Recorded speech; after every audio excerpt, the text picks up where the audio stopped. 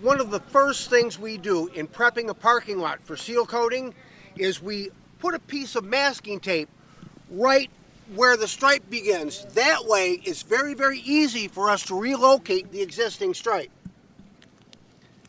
Now, whoever's pushing the striping machine knows exactly where the old stripe was, and they can follow it. Now, I did not seal coat this parking lot. This is where I get my hair cut. But this is a perfect example. If you don't mark the lines, once the sealer starts to wear and you've got two different patterns, you've got two lines.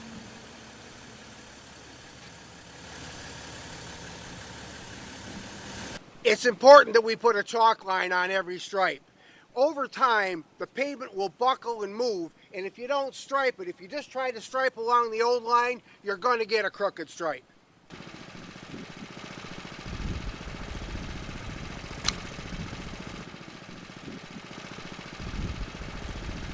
What we're doing now is we're placing a shingle at the end of every stripe. That way, we can start the machine on the shingle and we won't get a little puddle.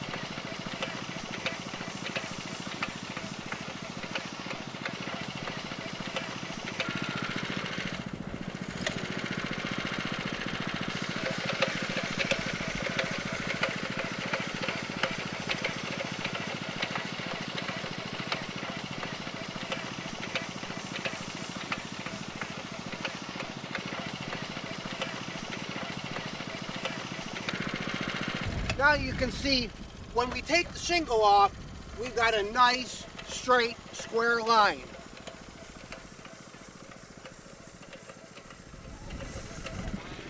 Now that all the shingles have been pulled, you can see how nice and straight and how all of my stripes all line up exactly. One of my biggest problems with other people striping, they don't use the shingle, and you get stripes that'll start here and then some will start here. Look down this line. These stripes are all perfect.